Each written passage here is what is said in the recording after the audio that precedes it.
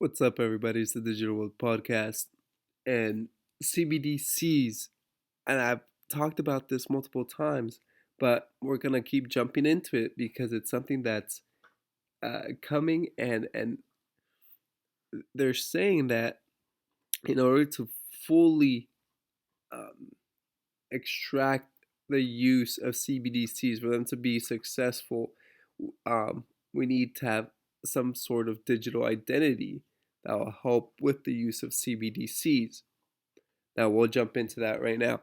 Let's see. Bank of France, SIBA Bank say CBDC security settlement test is a success. So they're testing a lot of this stuff. Let's look at the article.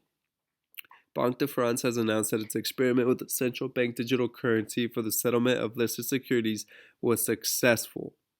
Okay? Now, test participants worked on a delivery versus payment model that used Target 2 Securities, a Eurosystem settlement platform with the French central bank issuing the CBDC tokens. And they say that this experiment made it possible to demonstrate the possibilities of interaction between conventional and distributed infrastructures. And she added that this opens up a possibility of more partnerships targeted at unlocking the potential benefits and opportunities of the blockchain environment. So we see all these central banks, all these entities, institutions testing, using some sort of CBDC, some sort of settlement platform.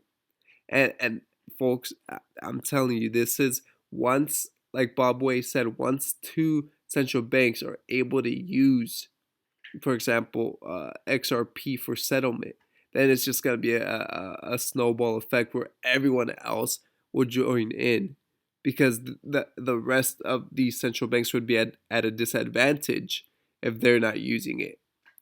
And this is gaining steam. How many times have we talked about CBDCs? How many times have I shown videos and articles stating about different central banks working on it and how the BIS supports it?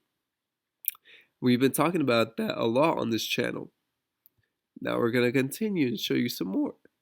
The BIS. It says central bank digital currencies get full BIS backing. Okay, we've seen this. We've talked about this. Now let's go into the article that's come out recently, and it says the BIS has given its full backing to the development of CBDCs, saying they are needed to modernize finance and ensure big tech doesn't control money. Now this is known as the Central Bank of Central Banks, and it is coordinating many of their discussions on digital currencies, set out recommendations on Wednesday on how a CBDC such as a digital dollar, euro, yen, or yuan should look. And it says as part of its upcoming annual report, it estimated that at least 56 central banks and monetary authorities representing around a fifth of the world's population and are looking at digital currencies as commerce shifts online. And this is important. Benoit Coeure of the BIS, he said the train has left the station, referring to the moves toward CBDCs and its support. It is not that we are getting carried away, we are just looking around. They're doing more than just looking around. Let me put it this way. When they're ready, they'll ask for public comment. Just as the U.S. Is going to issue a white paper, or the Federal Reserve is going to issue a white paper in July, which is right around the corner. July is basically next week. And they're asking for public comment. If you're asking for public comments because you've already finished what you need to finish, and it's just a matter of, getting people to show what they think. But make no mistake, it's ready to go. Okay? So this is happening. CBDCs are becoming a real thing.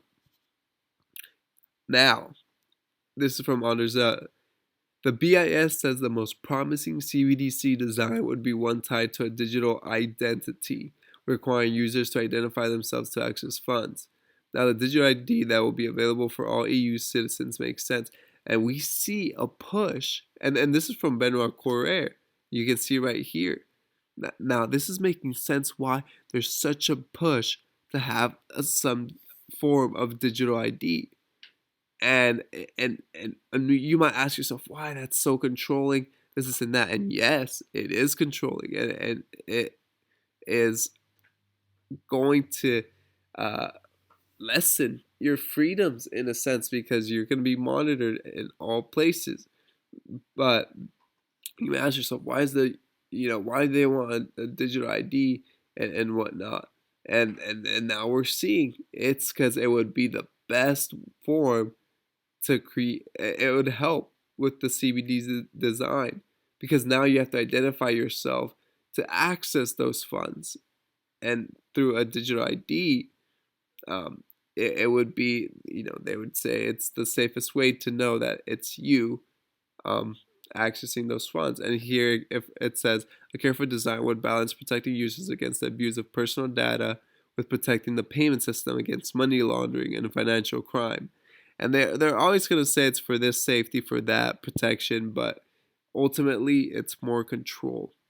And so there you have it. From Benoit Coeure himself, the man himself from the BIS. We see here Jack the Rippler. This is Benoit Coeure talking on digital currencies. And he says it's about having a technology that cuts the cross borders, that can help cut the cost and improves the speed of cross border payments. Listen. But it's not, that discussion is live. Where do you see the biggest advantage to stablecoins? Well, it's about having a technology that cuts across borders and that can help cut the cost and improve the speed of cross-border payments, which everyone agrees now are too slow and too costly.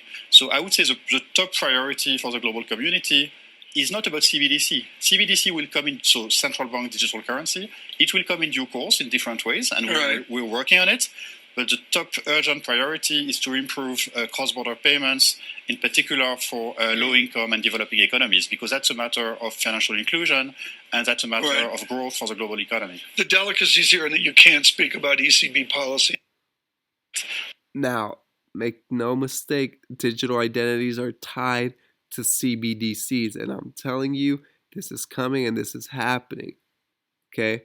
This is very important to know. And on this channel, we stay informed about it. So, they're telling you right to your face. It can't be any more obvious than that.